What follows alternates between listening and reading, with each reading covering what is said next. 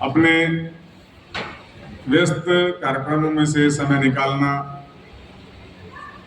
और लगातार उस परंपरा को बनाए रखना ये सामान्य बात नहीं है। पूज्य महाराज जी के बारे में मुझसे ज्यादा आप जानते हैं।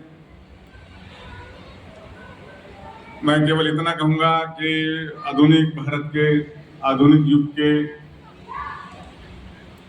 आप स्वामी विवेकानंद से कम नहीं है।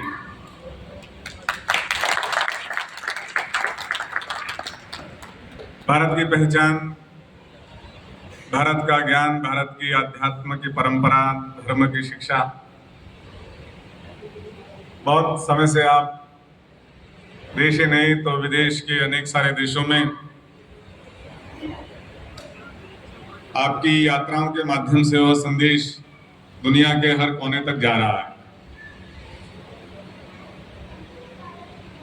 व्यवस्था परिवर्तन के बाद कुरुक्षेत्र गीता की जन्मस्थली है।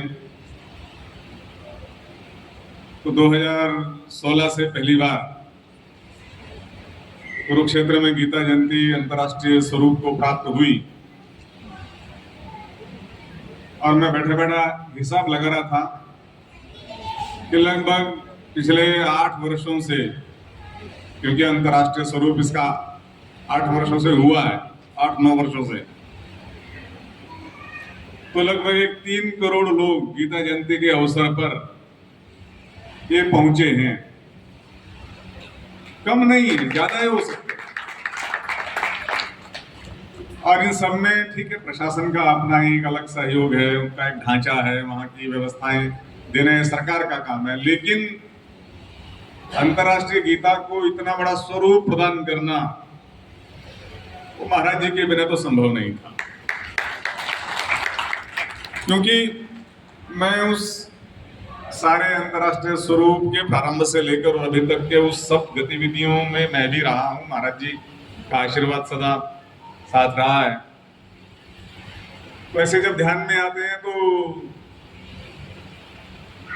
भारत की जो संत परंपरा है, वो भारत का जो ज्ञान है, वो ऐसे ही महान महापुरुषों के द्वारा, ऐसे गुरुओं के द्वारा जन जन तक पहुंचाया जाता है।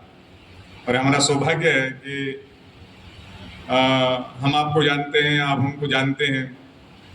और यहाँ के कुरुक्षेत्र है, करनाल है, हरियाणा है, तो कुरुक्षेत्र हरियाणा की पहचान आपके कारण से भी है। दूसरी बात मैं कहूँगा कि जो भारत विकास परिषद दायित्व ग्रहण समारोह हुआ है, दायित्व और पद, ये बहुत अंतर है इसमें। पद बताने के लिए होता है, पद दिखाने के लिए होता है, दायित्व निभाने के लिए होता है।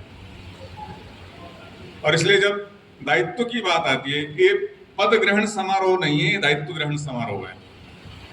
और इसलिए भारत विकास परिषद, उसके जितने भी अंगांग हैं, उसके जितने भी सदस्य हैं, दायित्वधारी लोग हैं, तो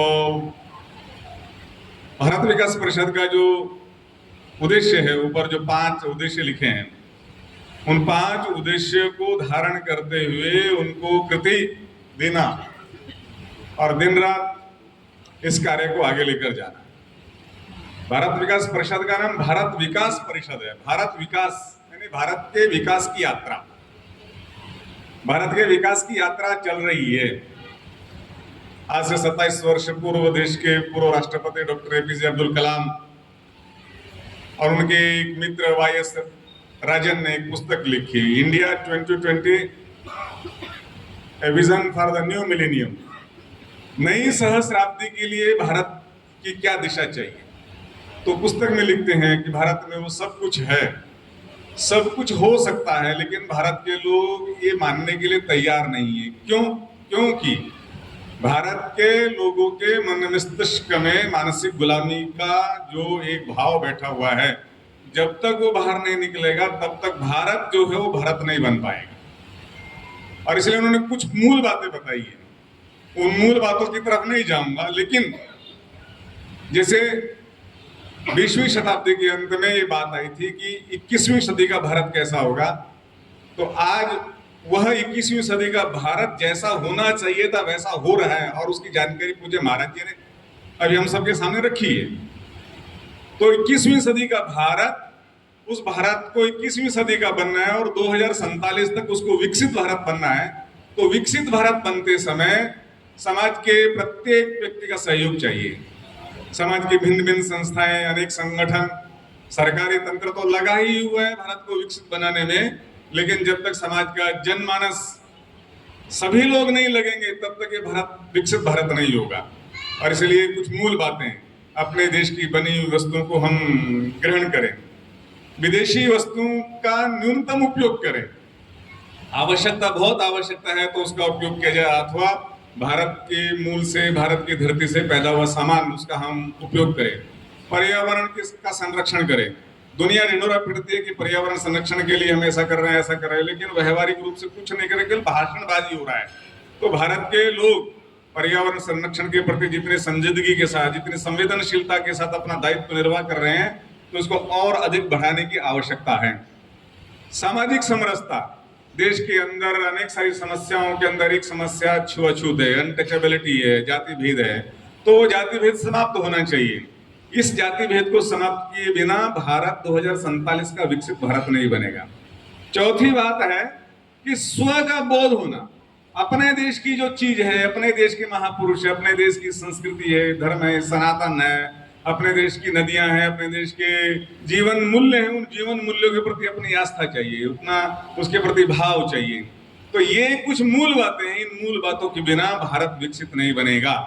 और इसलिए भारत विकास परिषद इन सब कामों के लिए जो ऊपर चीजें लिखी हैं, संपर्क, सहयोग, संस्कार, सेवा और समर्पण, सेवा की बात है। सेवा का कार्य केवल हम ही करते हैं ऐसा नहीं है।